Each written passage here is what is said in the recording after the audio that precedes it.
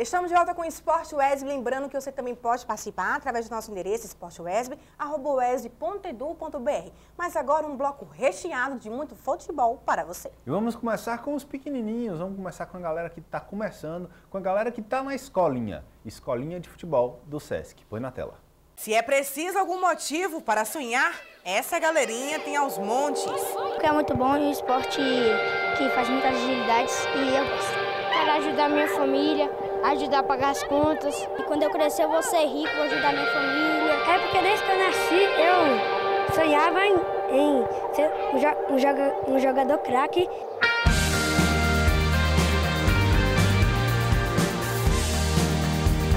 A idade, o tamanho e as histórias de vida são as únicas diferenças por aqui.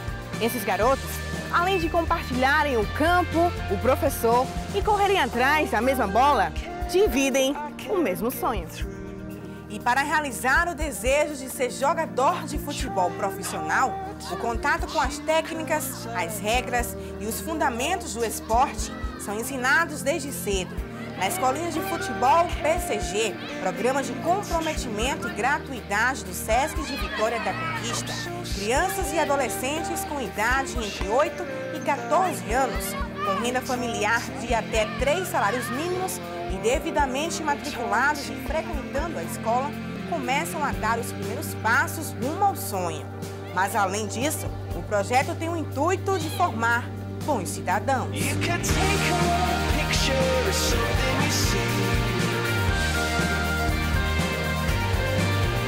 O primeiro objetivo nosso, no caso, é formar cidadãos. A gente sabe que a clientela aqui no Bruno, a maioria das crianças são crianças carentes, que têm dificuldade. Então, independente de repente, se um desses garotos vão destacar como jogador de futebol, o primeiro objetivo nosso é formar cidadão, orientar, falar um pouquinho, você entendeu? Sobre drogas, conscientizar um pouquinho eles, né? Como está aqui, o bairro é muito, nesse sentido, perigoso. Então a gente procura, nesse momento, estar passando isso, orientando ele nesse sentido. E quando o garoto mostra o talento e o dom com a bola, o professor Wallace dá aquela forcinha para o sonho ficar cada vez mais perto de se tornar realidade. A gente tem conversado com eles que alguns desses meninos aqui, lógico que não é todo mundo, né? Mas alguns a gente percebe que tem aptidão para ser jogador de futebol. E hoje eu trabalho também, eu tenho alguns contatos com a divisão de base do Bahia, do Vitória, e eu tenho o seguinte, eu tenho conversado com eles que alguns meninos que destacar, a gente vai estar levando eles para tanto Bahia como Vitória para estar fazendo o teste lá. E se tratando de sonho, o professor Wallace entende muito bem. Seu filho Felipe Augusto, hoje com 21 anos de idade, atua no Valência da Espanha e foi convocado para atuar na Seleção Brasileira Sub-20. Agora é um exemplo para essa garotada. Falo para eles a questão de Felipe, começou assim também como eles, né? Novinho, com 13 anos de idade, a gente começou a levar ele, eu comecei a levar ele para as categorias de base. E a mesma coisa, o sonho deles era mesmo o sonho de Felipe. Agora trabalhava, se dedicava, a gente percebia, no caso eu percebia também que Felipe tinha essa aptidão, tinha bastante qualidade para se tornar jogador de futebol. Hoje, graças a Deus, está no Valência, né? A gente já sabe que a gente vê a realidade já, Felipe, hoje. Entendeu? E a gente fica muito contente e uso direto, uso sempre, estou usando aqui o exemplo de Felipe com os meninos aqui da escolinha do SESC, futebol do SESC. Tão importante quanto sonhar é ter os pés no chão e sabedoria para entender que o destino de alguns não é o campo de futebol profissionalmente e aproveitar essa fase para brincar, aprender e se divertir. No início a gente fala, né? A gente fala que assim, quando a gente vê na maioria, né, aí mostrando Neymar, mostrando Messi, Cristiano Ronaldo, a gente sabe que também nem todo mundo vai ter essa oportunidade. E a gente tem que ser bastante consciente, honesto com eles, né? E a gente percebe que alguns realmente não têm nenhum tipo de aptidão para ser atleta. Lógico, vai estar praticando para fazer uma atividade física e tudo, mas a gente conscientiza, a gente fala, às vezes até o pai fica chateado, porque às vezes, né, o pai sempre acha que o filho vai ser um atleta de futebol, mas a gente conscientiza eles que nem todo mundo vai se tornar um jogador de futebol.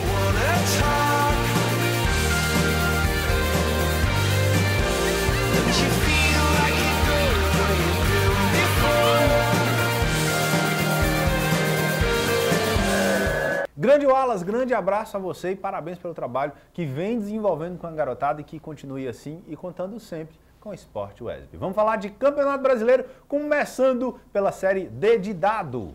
Depois dos empates de 0-0 no jogo de ida e de volta neste domingo, o Tombense venceu o Brasil de Pelotas por 4-2 nos pênaltis e se sagrou campeão da Série D do Campeonato Brasileiro pela primeira vez em sua história. E isso não é o primeiro grande feito do Tombense, uma vez que o Tombense é apenas um dos 3 times que venceram o Atlético Mineiro no Horto. É apenas um dos 3 que não morreu no Horto, junto com Goiás e com o Atlético Paranaense, ganharam do Atlético Mineiro lá. Parabéns à galera de Tombos, claro que não nos vê, é lá em Minas Gerais, mas mostrando a força do futebol mineiro mais uma vez no ano. Além de Cruzeiro e Atlético, a Série D é dos mineiros com o Tombense, que sobe também aí o Brasil de Pelotas. Mas tem Série B e a Nau Vascaína, não sei não, Wilson Maradias. A gente vai subir, vou vir no vídeo. Dentro de casa, o Joinville venceu a Ponte Preta por 3-1 e lidera com apenas 2 pontos de diferença em relação à Macaca, que é vice-líder. O Ceará venceu o Vasco por 2-0. O Gigante da Colina segue isolado na 3ª colocação e a vitória do Ceará, colocou a equipe provisoriamente no G4 da competição. Tá aí Série B do Campeonato Brasileiro, muito mais complicada do que imaginávamos. Muito mais complicada para o Vasco da Gama, porque realmente ele não teve sequência de fato para que ele possa conseguir sagrar-se campeão.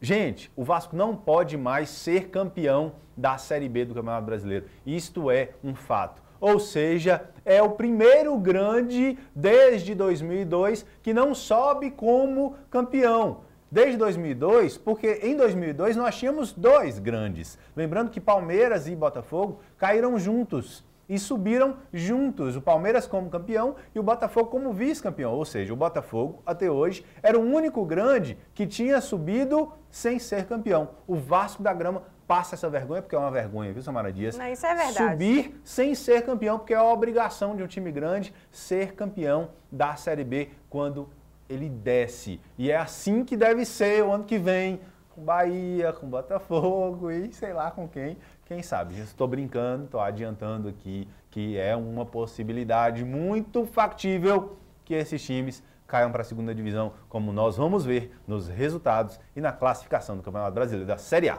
Põe na tela.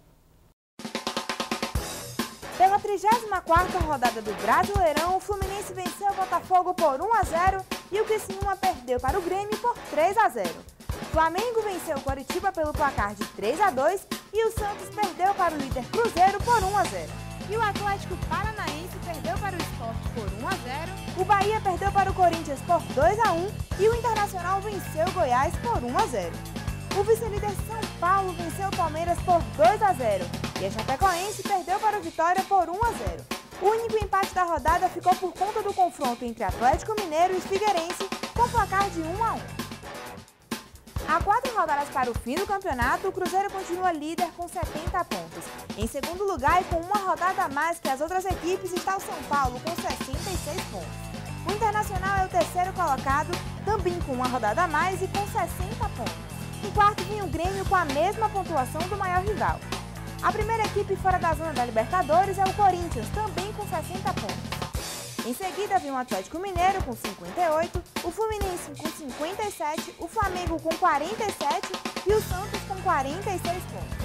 O Atlético Paranaense é o 10º colocado, também com 46. Em 11º vem o Goiás com 44, depois o Sport, também com 44, Figueirense com 40, Palmeiras com 39 e Vitória com 37 pontos. O último time antes da zona do rebaixamento é o Coritiba, também com 37. Quem abre o Z4 é a Chapecoense com 36 pontos, seguida pelo Botafogo com 33, Bahia com 31 e Criciúma com 30 pontos. Chegando na reta final, nós temos um afunilamento. As coisas parecem estar muito bem definidas. O título já estava bem definido desde a virada do Campeonato Brasileiro. Só um milagre tira esse título do Cruzeiro Esporte Clube. Apesar do São Paulo estar a 4 pontos, mas tem um jogo a mais. Lembrando do jogo do meio da semana contra o Inter de Porto Alegre, onde o tricolor paulista poderia ter tirado um pouquinho da vantagem e ter pressionado o time celeste, não conseguiu, ficou apenas no empate com o Inter de Porto Alegre. As coisas no G4 emboladas, briga de cachorro grande e pode dar qualquer coisa. Lá embaixo, na zona do rebaixamento, as coisas parecem mais claras, uma vez que não acredito mais no Criciúma, é quase impossível. Meus queridos amigos, tricolores, torcedores do Bahia, Ingrid Aquilino, nossa musa do microfone do Sport Wesb, tá difícil. Vai ser muito complicado para o Bahia ficar na Série A, muito complicado. Botafogo, também muito complicado. Chapecoense, na minha opinião, entrou na zona de rebaixamento para não mais sair. E, como eu já disse aqui, eu torço para que isso aconteça, para que não tenhamos tantos times de Santa Catarina assim na Série A do Campeonato Brasileiro. Ou seja, Samara Dias, o Campeonato Brasileiro vai definindo suas linhas finais, vai definindo quem fica e quem sai, quem vai para a Libertadores e quem vai para a Série B do campeonato. O campeão, gente, o Cruzeiro pode ser campeão já na próxima rodada, jogando contra o Goiás, ele vencendo e o São Paulo não vencendo, muito provavelmente acaba o Campeonato Brasileiro. Falando em Cruzeiro, será que ele vai conseguir a tríplice coroa, Vino Brito? Não, porque o Clube Atlético Mineiro... Não vai deixar. Muito forte, todo mundo viu semana passada, e vai conseguir, e vai mostrar como se faz quando se ganha por 2-0. Gente, vamos para a emoção do rádio? Vamos. A emoção do rádio hoje é um gol histórico para os meus amigos palmeirenses. O Palmeiras ficou muitos e muitos anos na fila, 17 anos na fila. Quando veio o timaço da Parmalat em 93 e venceu o Corinthians na final do Paulista e sagrou-se campeão paulista daquele ano. Um time que tinha Edmundo, Evair, Edilson Capetinha, Rivaldo e simplesmente Vanderlei Luxemburgo no banco. Grande gol de Evair, o melhor pênalti que eu já vi em toda a minha vida. Era o cara que melhor batia pênalti que eu já vi, Evair. Na voz de Oscar Ulisses, põe na tela. Encosta acima do Sérgio, ele levanta na boca do gol para trás, do meio e a zaga para Renato, para a perna esquerda, para o gol!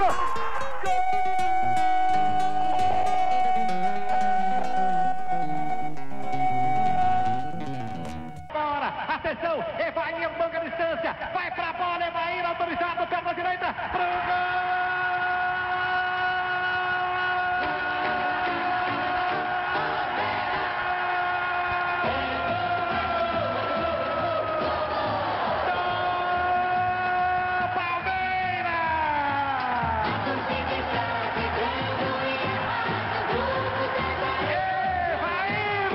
Encosta acima do Sérgio, ele levanta na boca do gol para trás, do meio e a zaga para Renato, para a perna esquerda, para o gol!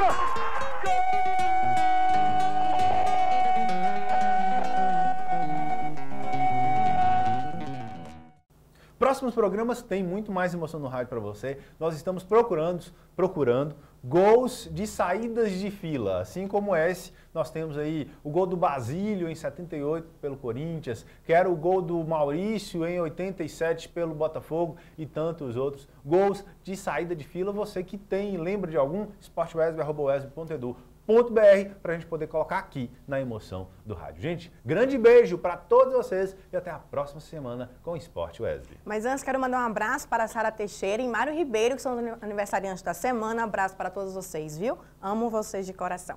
Ótima semana para todos vocês e até segunda-feira. Tchau, tchau. Tchau, tchau.